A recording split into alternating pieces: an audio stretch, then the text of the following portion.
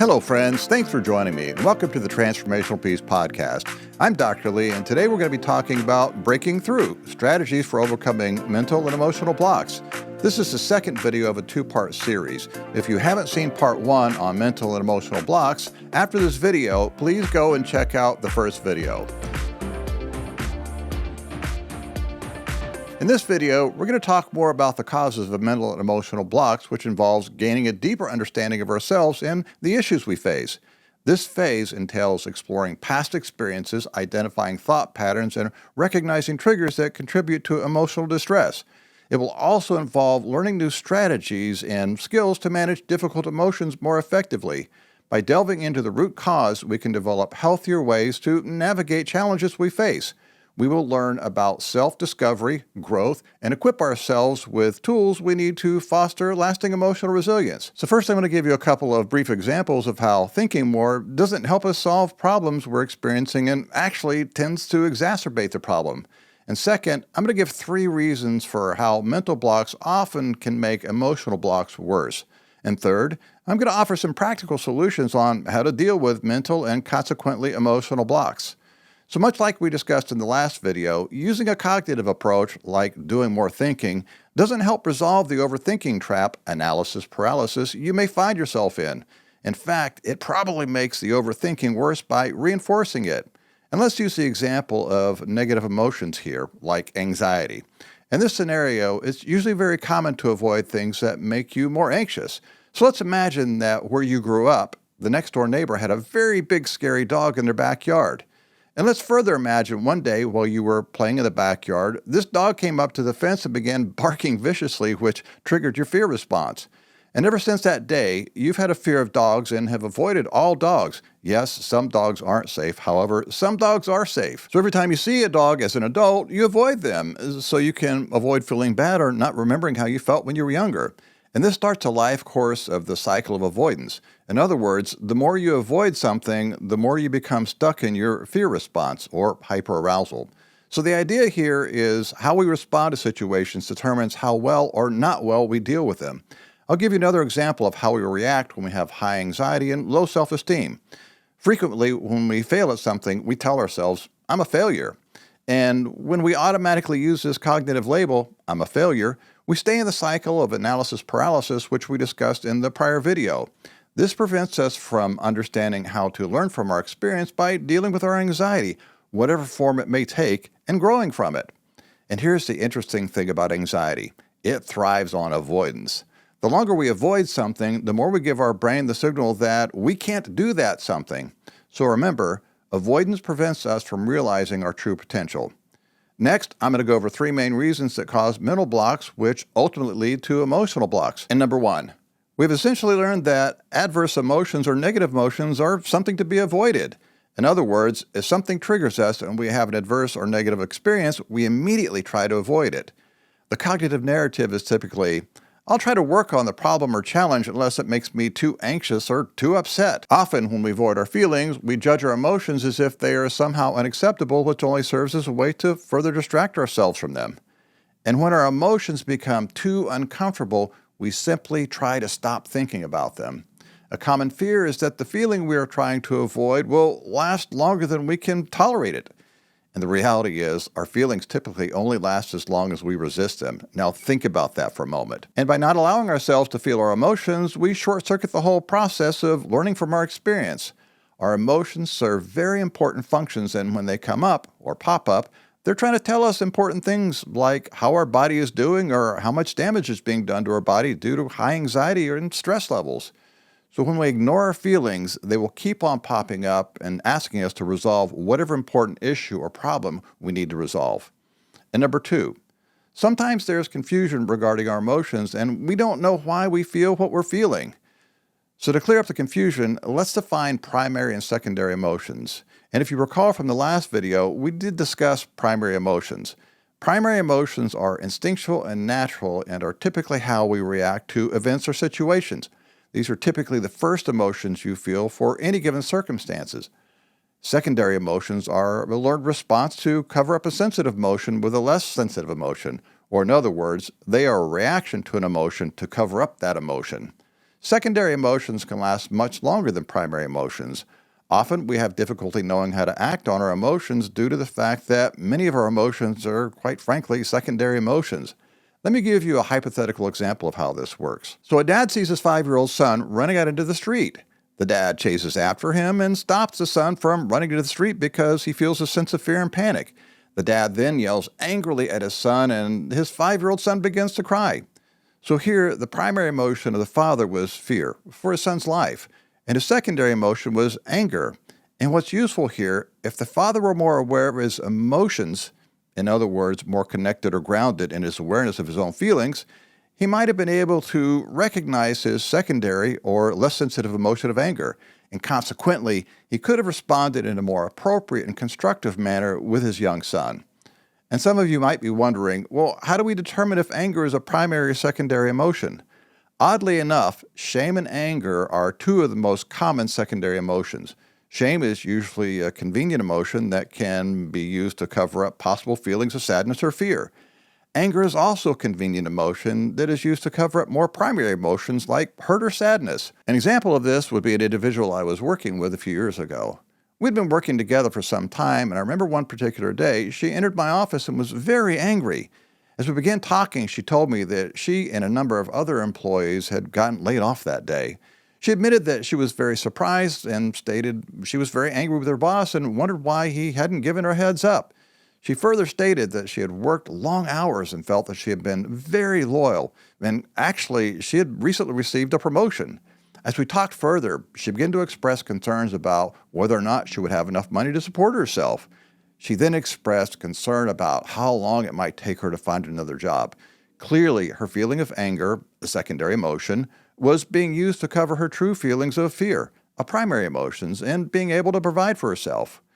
Now, while anger is usually a secondary emotion, an emotion to cover a primary emotion, and not to confuse or complicate things, it could also be a primary emotion. For example, let's say you were driving down the street safely and you noticed that a car had pulled up alongside you and was driving erratically. So you begin to slow it down, letting them get ahead of you, and you begin driving more cautiously and slowly. Suddenly, the same car, which is now a car length or two ahead, swerves into your lane and cuts you off. Your anger reaction at that point would be a primary emotion in that you were reacting to a situation. So an easy way to distinguish between primary and secondary emotions is to remember that a primary emotion is a reaction to an event or situation, while a secondary emotion is an emotion about an emotion, not an event. And number 3, sometimes when our feelings become too intense or when we experience too many feelings at once, we can go into a hyperarousal state. And this is super important. If you remember from a prior video, and not to make things too complicated, when we are in a hyperaroused state or fight or flight, our limbic system, our emotional brain, can take over and shut down our neocortex, our thinking brain, where we lose our ability to think. Now, this is important because we lose our ability to process our experience and our nervous system stays hyperaroused. This is what I call the whack-a-mole syndrome for part 1 of the video series. Our brain is trying to process the emotional difficulties we're dealing with, and we become stuck. When this happens, our emotions may recede temporarily. However, they will keep popping up over and over again. And when we stay in the state of hyperarousal, our anxiety stays high and we become more susceptible to issues like high amounts of stress, depression, or PTSD. Recent studies have indicated that when this occurs, our hippocampus, think limbic system or emotional brain, shrinks or becomes impaired and our avoidance learning increases. In other words, we overthink even more to avoid our perceived negative emotions, and this is not good. And while most people tend to associate this process, high anxiety or hyperarousal, with big trauma-related events, it is important to remember that everyone has a different tolerance. This process can also occur with more common everyday decisions. A great example of this would be a young man I'd worked with. He'd been out of college for a good amount of time and finally was at a point where he had saved up enough money to buy an older home. As I recall, he had gotten a great deal on this home and had enough money left over to do some renovations.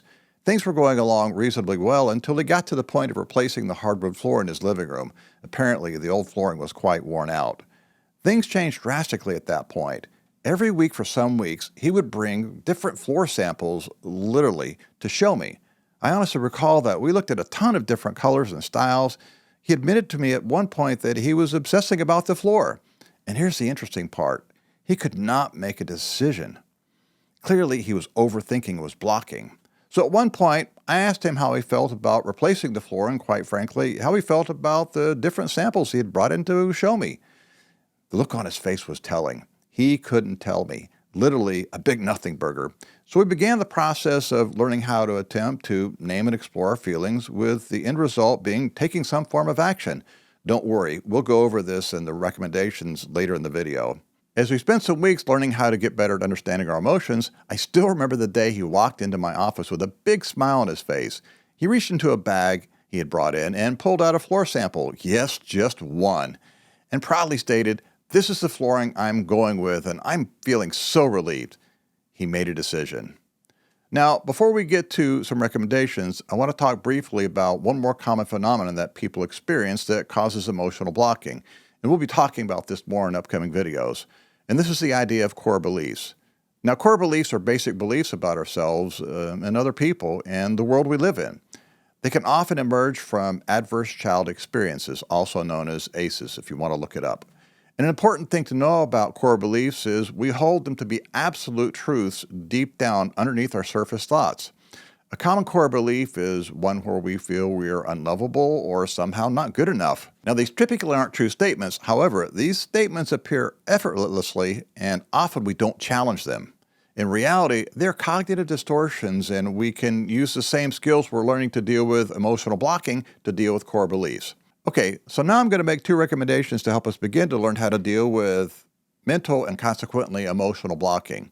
And the first is willingness and open-mindedness. I've often heard it said that willingness is open-mindedness in action. Willingness is being able to sit with emotions you're not comfortable with, even if these emotions are something you instinctively or reactively are not wanting to feel. And the great thing about willingness is that I consider it to be a key component of mindfulness. So let's go over the steps for willingness and open-mindedness. First, we have to be willing to describe our feelings to ourselves, good, bad, or ugly, which also means no judgment or labeling. Remember, we're also learning how to focus on our primary emotions, as we discussed earlier. When we judge or label, it becomes a cognitive distraction, causing us to avoid our feelings. If you remember, we discussed this earlier also. Also, an important part of healing is learning how to process our emotions. Second, while you're sitting with your feelings, try to be emotionally present. In other words, instead of worrying about how long this will last, allow yourself to experience your feelings and ask yourself what they might be related to, again, without judgment. Be curious and explore what you might be feeling. Try to notice what you're feeling wherever you're feeling it in your body. Try to notice any bracing or tightness in your body. Bracing is usually a process outside of our awareness in which we are tightening our muscles to shield ourselves from something. Remember, the idea is to focus on your emotions and bodily sensations in your body to better understand them, not to change them. And third, be kind to yourself and how you're feeling while you're going through this process.